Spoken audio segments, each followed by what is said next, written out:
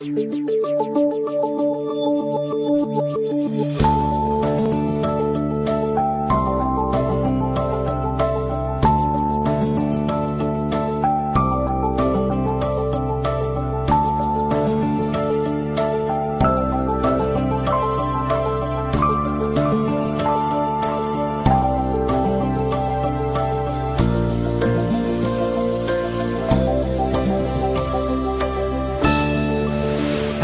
Dr. Bill Osmondson.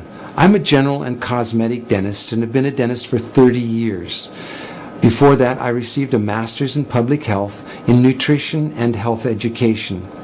For the first 25 years of practice, I promoted water fluoridation aggressively. I thought I saw the benefits.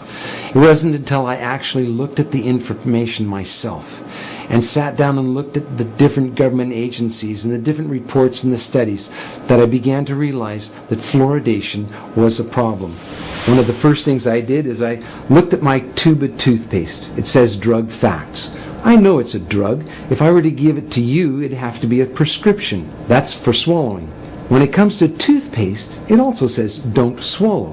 And if you do swallow, contact the Poison Control Center. Well, the amount of fluoride that they're talking about is a pea-sized amount of fluoride.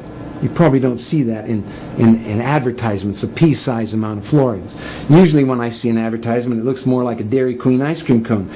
That amount is 1/4 milligram of fluoride. Well, that's the same amount of fluoride as what we find in 8 ounces of water. 1/4 milligram of fluoride, 1/4 milligram of fluoride. Don't swallow. If you do, call the Poison Control Center. One of the things that concerns me is water fluoridation for infants. The American Dental Association and Center for Disease Control recommend that infants not receive water for drinking nor for making their formula. It's 250 times more concentrated in fluoride than mother's milk. We shouldn't fluoridate water and harm our most vulnerable.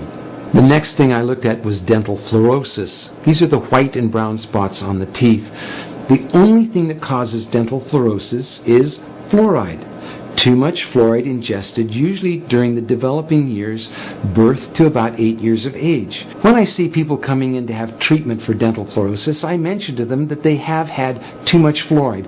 And this is an indication that the rest of their body has probably had too much fluoride also, their bones and in the rest of their organs. Damage from dental fluorosis is not disputed.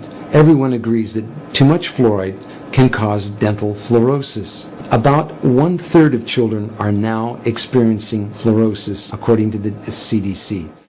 The next thing I wanted to look at was benefits. What are the benefits of it? I've heard reports of 20 to 40%, 60%, 80% tooth reduction with water fluoridation.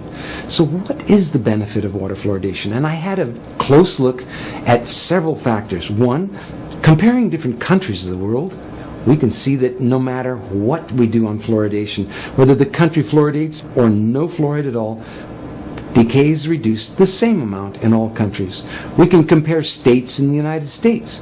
We can see on a graph that as they're plotted in order of increased amount of fluoridation in the state, fluoridation doesn't make any difference. We have the same amount of good health in the states regardless of their fluoridation. Same thing for counties and other locations.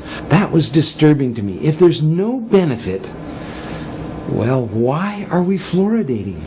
I have 2 requests for you. One is to talk to your dentist and your healthcare provider about fluoridation.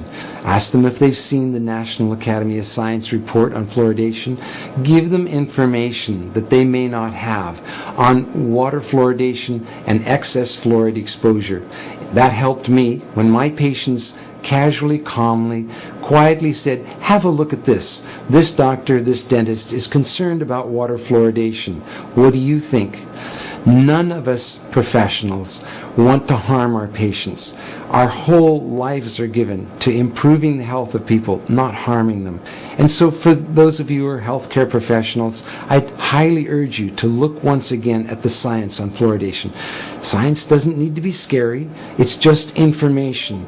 Spend a little bit of time looking at it on both sides of the issues. Don't just look at one side filtered. Look at both sides and weigh it for yourself.